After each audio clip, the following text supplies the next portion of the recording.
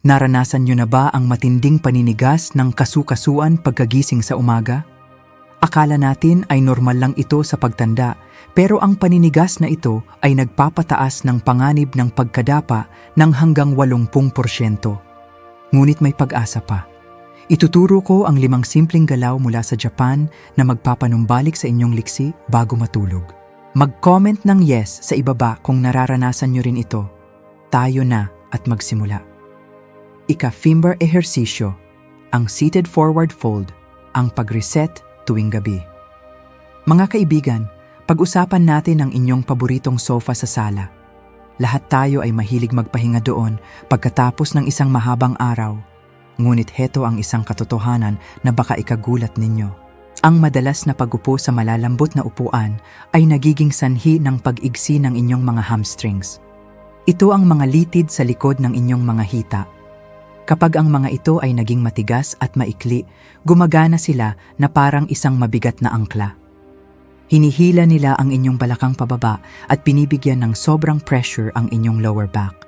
Ito ang dahilan kung bakit pakiramdam ninyo ay sumisigaw sa sakit ang inyong likod tuwing tatayo kayo matapos manood ng balita sa gabi. Bilang inyong doktor, nakikita ko ito araw-araw. Ang problemang ito ay nagmumula sa tinatawag nating myofascial release.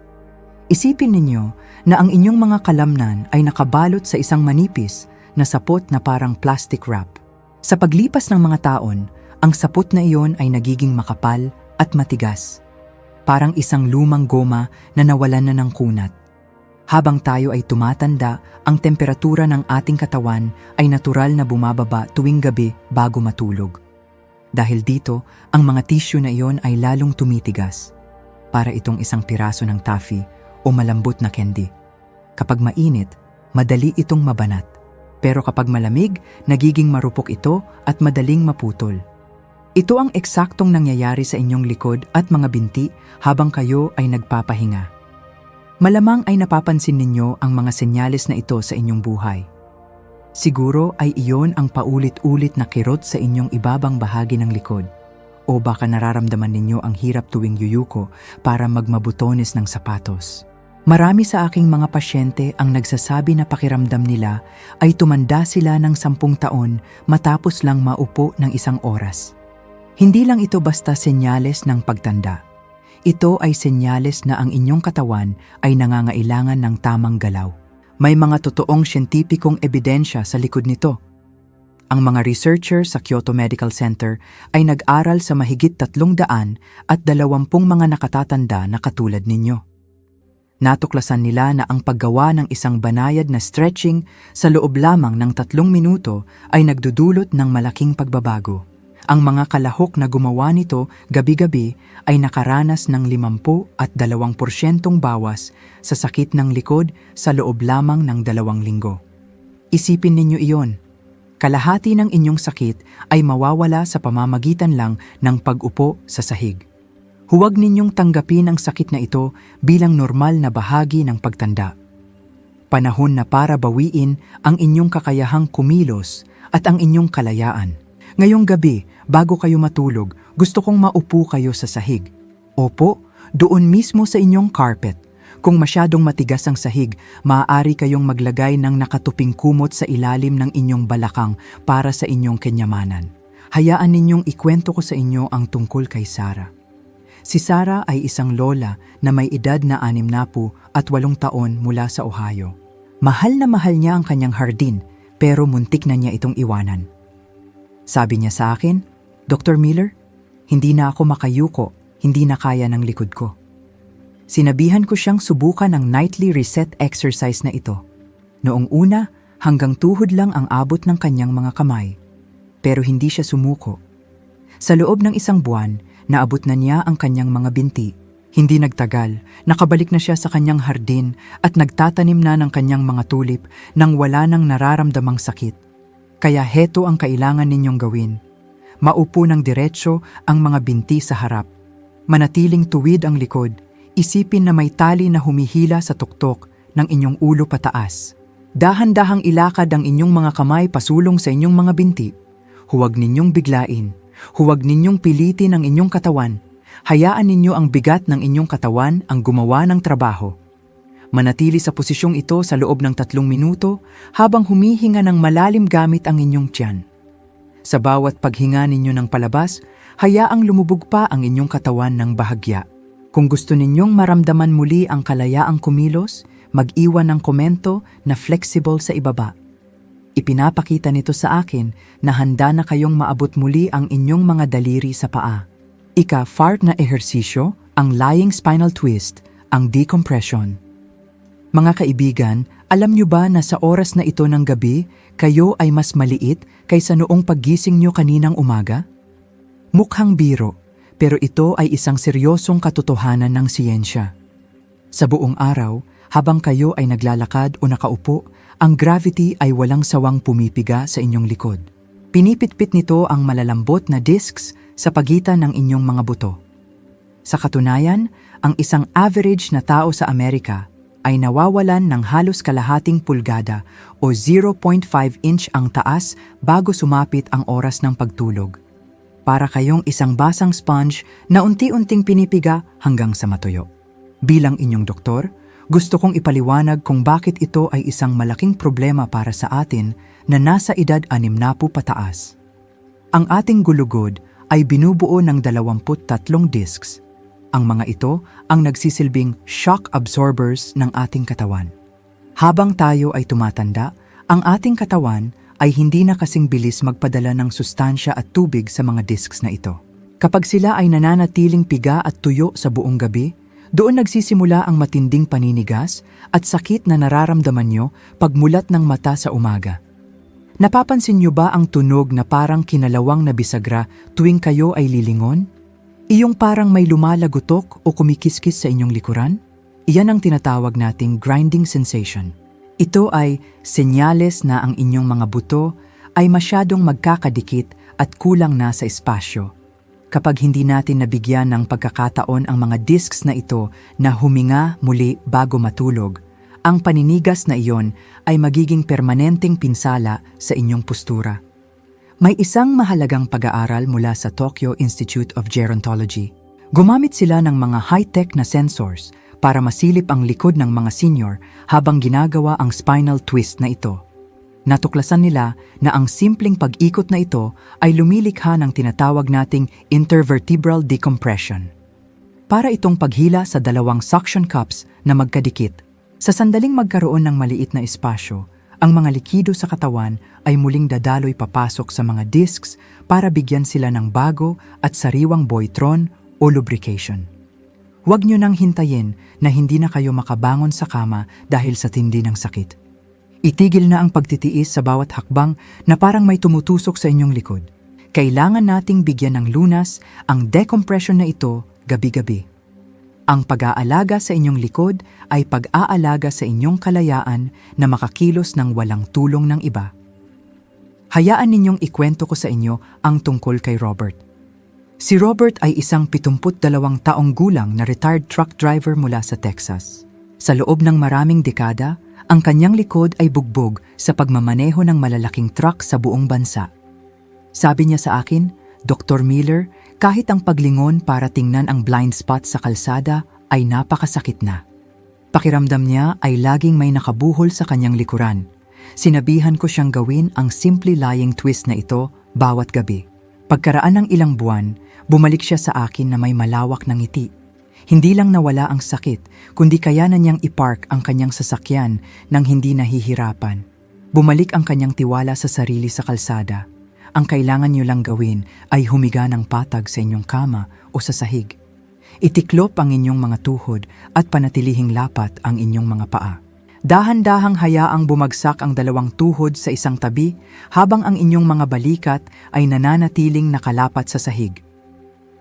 Iunat ang inyong mga kamay na parang letrang T. Narito ang sikreto ng mga Hapon. Kailangan niyong ilagay ang isang maliit na unan sa pagitan ng inyong mga tuhod. Ito ay para mapanatiling balanse ang inyong pelvis at hindi mabigla ang inyong lower back. Manatili sa posisyong ito sa loob ng 70 segundo para sa bawat panig. Huwag magmadali. Sa unang 30 segundo, ang inyong isip ay sasabihing tama na. Ngunit ang totoong paggaling ay nagsisimula pagkalampas ng 1 minuto, kapag ang inyong nervous system ay tuluyan ng nagtiwala na ligtas kayong mag-stretch. Kung gusto nyo ring maramdaman na tila tumangkad kayo at gumaan ang inyong likod, mag-iwan ng komento na tol sa ibaba. Gusto kong malaman kung handa na kayong bigyan ng espasyo ang inyong gulugod para huminga muli. Ika-3 ehersisyo, ang cat-cow undulation, ang paglilinis ng gulugod. Mga kaibigan, pagmasdan ninyo ang inyong sarili tuwing kayo ay kumikilos. Napapansin niyo ba na ang inyong likod ay tila gumagalaw bilang isang matigas na piraso ng kahoy? Para kayong isang troso na hindi mabaluktot. Marami sa ating mga nakatatanda ang nawawalan na ng kakayahang igalaw ang bawat bahagi ng ating gulugod ng hiwa-hiwalay. Ang paninigas na ito ay hindi lang basta sakit sa likod.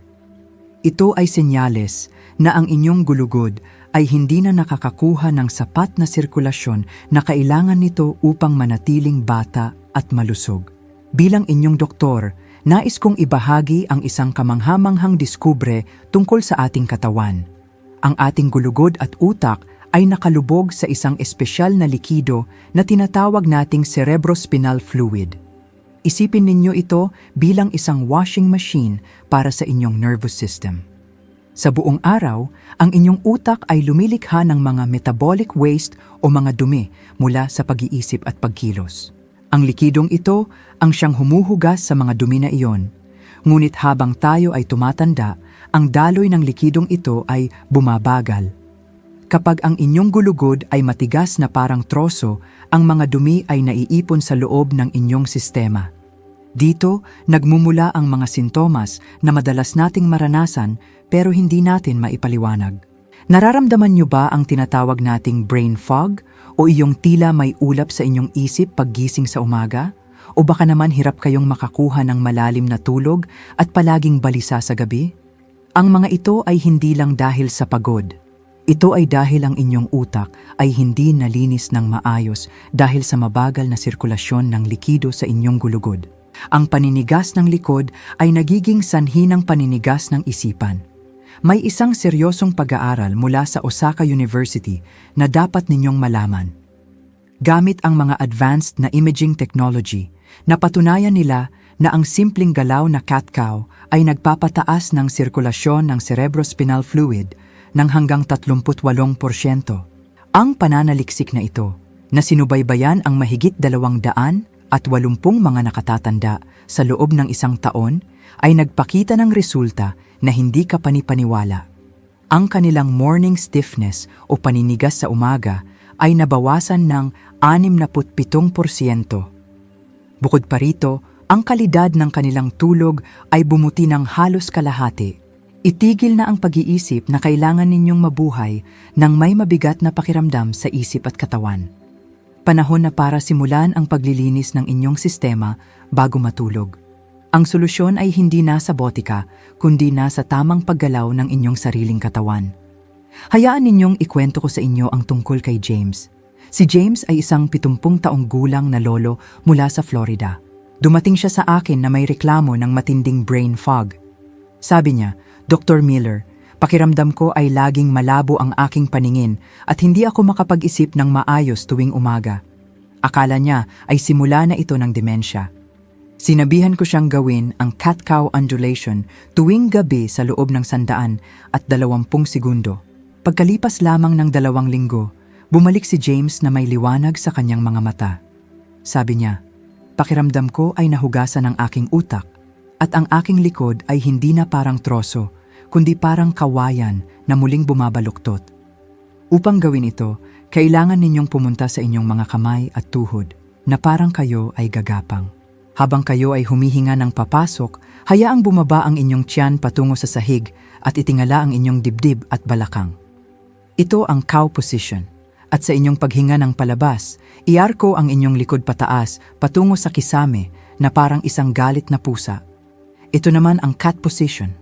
Ang sikreto dito ay ang ritmo. Huwag ninyong gawin itong mechanical na parang robot. Isipin ninyo na kayo ay isang halamang dagat o seaweed na sumasabay sa agos ng karagatan. Hayaan ang galaw na magmula sa inyong buntot at dahan-dahang gumapang paitaas hanggang sa inyong leeg. Gawin ito ng tuloy-tuloy sa loob ng 2 minuto. Kung handa na kayong maranasan ang malinis na pakiramdam sa inyong isip at likod, mag-iwan ng komento na clean sa ibaba.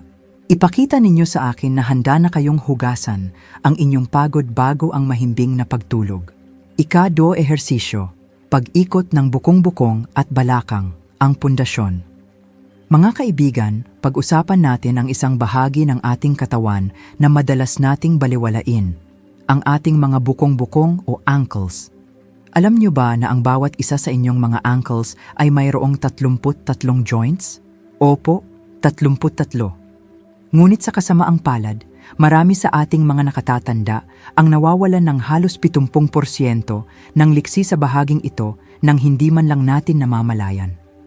Kapag ang inyong mga ankles ay naging kasing tigas ng semento, ang inyong mga tuhod at balakang ang kailangang sumalo ng lahat ng bigat at stress. Ito ang dahilan kung bakit kahit anong gamot ang inyong inumin para sa tuhod, tila hindi nawawala ang kirot. Ang problema ay wala sa tuhod, kundi nasa pundasyon. Bilang inyong doktor, nais kong ipaliwanag ang mekanismo sa likod nito. Ang ating mga joints ay nangangailangan ng tinatawag nating multi-directional lubrication. Isipin ninyo ang langis sa makina ng inyong sasakyan. Ang paglalakad ay iginagalaw lang ang inyong joints sa iisang direksyon, pasulong at pabalik. Ngunit ang ating mga balakang at ankles ay idinisenyo upang umikot.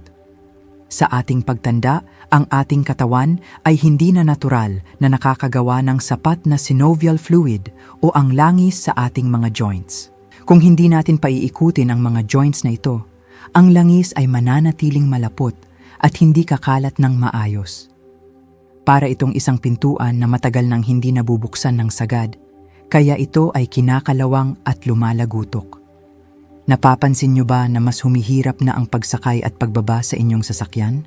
Marahil ay kailangan niyo ng humawak ng mahigpit sa pinto ng kotse para lang maiangat ang inyong katawan. O kaya naman ay nahihirapan na kayong yumuko para magtali ng sapatos nang hindi muna umuupo. Ito ang mga senyales na ang inyong mga joints ay nagkukulang na sa lubrication. Ang paninigas na ito ay hindi lang basta sakit, ito ay isang banta sa inyong kaligtasan dahil ito ang nagiging sanhi ng kawalan ng balanse.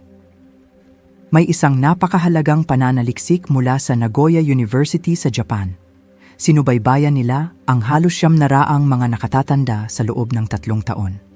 Ang natuklasan nila ay tunay na kamangha-mangha. Ang mga matatandang gumagawa ng simpleng ankle circles gabi-gabi ay nakaranas ng 73% bawas sa insidente ng pagkadapa. Bukod dito, ang sakit sa kanilang mga tuhod ay nabawasan ng 41%. Ang simpleng pag-ikot ng paa bago matulog ay napatunayang mas epektibo kaysa sa maraming mamahaling treatment. Itigil na ang pagbabaliwala sa maliliit na joints na ito. Huwag ninyong hayaang ang inyong pundasyon ay tuluyang masira. Ang inyong kalayaan na makapaglakad sa parke o makipaglaro sa inyong mga apo ay nakasalalay sa pagpapanatili ng liksi ng inyong mga ankles at hips. Hayaan ninyong ikwento ko sa inyo ang tungkol kay George. Si George ay isang 75 taong gulang na retiradong sundalo mula sa Florida. Dumating siya sa akin dahil hindi na siya makasama sa mga family trips dahil sa hirap siyang bumaba sa kanilang SUV. Sabi niya, "Dr. Miller, pakiramdam ko ay nakakadena ang aking mga paa." Tinuruan ko siyang gawin ang ankle at hip circles na ito gabi-gabi habang nasa kama. Pagkalipas ng 6 na linggo, tumawag ang kanyang anak sa akin. Sabi niya, "Doktor, hindi ko na mapigilan ang aking ama. Siya na ang unang bumababa sa sasakyan at nakikipag-unahan pa sa mga bata." Nabawi ni George ang kanyang lakas dahil lang sa 10 minuto ng pag-ikot ng kanyang mga joints bago matulog. Kaya heto ang inyong gagawin. Habang kayo ay nakahiga sa inyong kama, iunat ang isang binti. Gumawa ng dahan-dahang pag-ikot gamit ang inyong ankle. 10 ikot pa kanan at 10 ikot pa kaliwa. Gawin din ito sa kabilang paa. Pagkatapos, itiklop ang inyong tuhod patungo sa inyong dibdib at dahan-dahang paikutin ang inyong buong binti mula sa inyong balakang. 5 ikot sa bawat direksyon. Habang ginagawa ito, tandaan na ang pagkain ng mga pagkaing mayaman sa omega-3 tulad ng isda ay makakatulong sa pagbabawas ng inflammation, ngunit ang paggalaw na ito ang tunay na magpapadaloy ng sustansya sa inyong joints.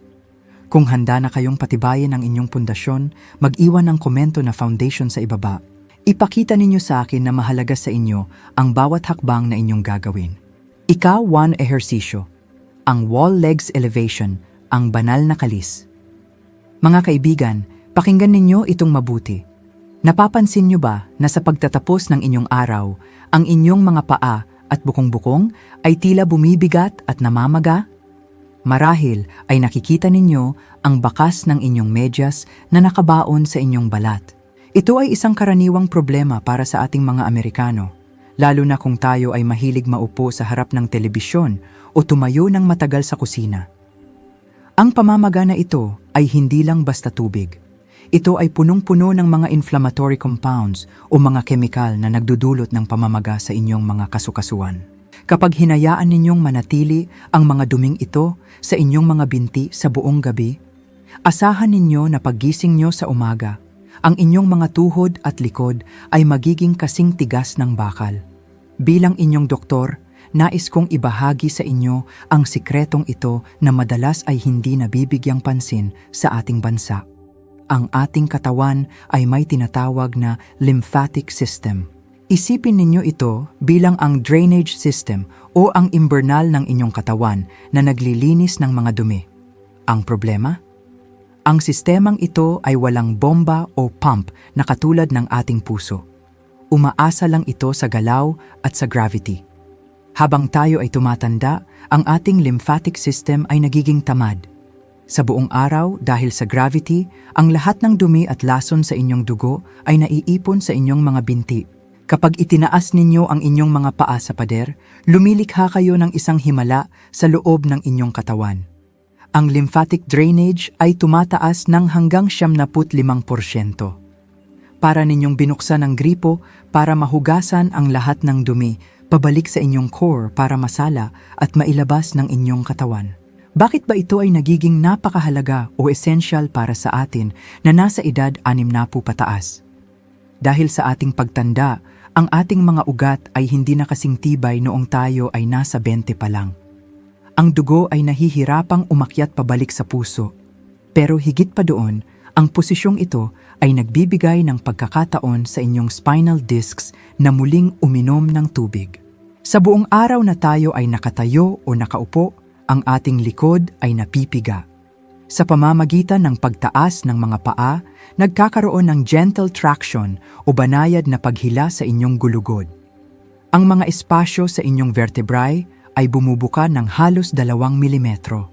Sapat na iyon para ang mga likido ay bumalik sa loob ng inyong mga discs at i-hydrate sila habang kayo ay natutulog. Marahil ay nararamdaman ninyo ang mga sintomas na ito, pero hindi niyo alam na may kinalaman pala ito sa inyong mga binti. Bukod sa pamamaga at pananakit ng kasu-kasuan, may isa pang problema na madalas nating idaan sa tawa, pero seryoso pala. Iyan ay ang madalas na pagbangon sa gabi para umihi. Maraming senior ang nag-aakalang problema lang ito sa bladder o sa prostate. Pero ang totoo, ang tubig na naipon sa inyong binti sa buong araw ay muling dumadaloy sa inyong kidney kapag kayo ay nahiga na. Kapag ginawa ninyo ang wall legs elevation bago matulog, pinoproseso na ng inyong katawan ang sobrang likido na iyan bago pa kayo tuluyang makatulog. Ang resulta? Mas mahimbing na tulog at mas kaunting trips sa banyo sa gitna ng gabi. May isang napakalaking pananaliksik na isinagawa sa loob ng 5 taon sa Japan. Sinubaybayan nila ang mahigit 1,200 mga nakatatanda. Ang mga gumagawa ng simpleng pagtataas ng paa bago matulog ay nag-ulat ng 64% bawas sa sakit ng joints tuwing umaga. At ang pinakakamangha-mangha, ang kanilang sleep quality scores ay tumaas ng mahigit sa kalahati. Pinatunayan nito na ang ating kakayahang gumaling ay nakadepende sa kung gaano kalinis ang ating loob bago tayo magpahinga. Itigil na ninyo ang pag-iisip na kailangan ninyong uminom ng maraming pampatulog o mga pain relievers na nakakasira ng inyong sikmura. Ang inyong katawan ay may natural na kakayahan na ayusin ang sarili nito kung bibigyan nyo lang ito ng tamang posisyon. Ang kalusugan ay hindi palaging tungkol sa mahihirap na exercise sa gym. Minsan, ito ay tungkol lang sa pakikinig sa kung ano ang kailangan ng inyong mga ugat at kasukasuan. Hayaan ninyong ikwento ko sa inyo ang tungkol kay Henry.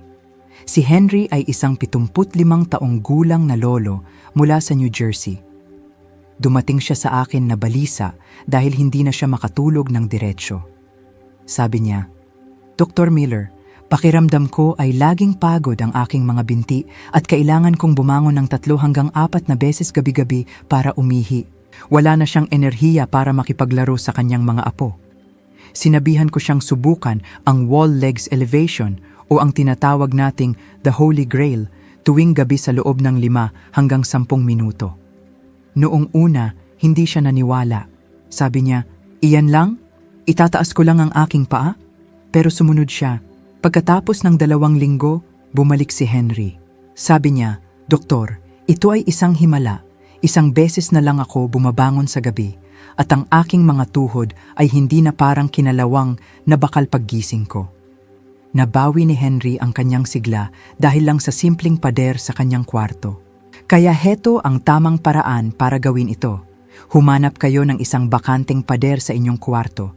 Humiga kayo sa inyong likuran at dahan-dahang itaas ang inyong mga binti sa pader. Narito ang sikreto. Huwag ninyong idikit ang inyong puwitan sa pader. Panatilihin ang layo na 6 na pulgada o 6 inches mula sa baseboard. Ito ang pinakamainam na anggulo para sa tamang drainage nang hindi nabibigla ang inyong hamstrings. Maaari din kayong maglagay ng nakatuping kumot sa ilalim ng inyong balakang para sa mas komportabling posisyon. Manatili sa posisyong ito sa loob ng 3 hanggang 5 minuto. Habang kayo ay naroon, huminga ng malalim at mabagal. Damhin ninyo ang pagdaloy ng dugo pabalik sa inyong puso. Maaaring makaramdam kayo ng kaunting pangingilig sa inyong mga paa. Huwag kayong matakot. Iyan ay senyales na ang stagnant o naipong likido ay nagsisimula ng gumalaw. Pagkatapos ng 3 minuto, dahan-dahang ibaba ang inyong mga binti at manatiling nakahiga ng patag sa loob ng 1 minuto bago tuluyang bumangon. Kung handa na kayong maranasan ang mahimbing na tulog at ang magaan na pakiramdam sa umaga, mag-iwan ng komento na magic sa ibaba. Ipakita ninyo sa akin na handa na kayong gamitin ang kapangyarihan ng inyong sariling katawan upang mabawi ang inyong kalusugan. Napakasimple nito, libre ito at maaari ninyong simulan ngayong gabi. Tandaan, ang inyong mga binti ang nagdala sa inyo sa buong buhay ninyo. Oras na para pasalamatan sila sa pamamagitan ng pagbibigay ng 12 minutong pahinga na nararapat sa kanila. Mga kaibigan, tandaan niyo si Sarah. Hindi siya naghanap ng himala. Binigyan lang niya ang sarili ng 12 minuto. Ang pagtanda ay hindi dapat maging masakit. Sa baba, sabihin sa akin, anong isang galaw ang susubukan niyo mamaya? I-like at mag-subscribe para sumama sa ating pamilya.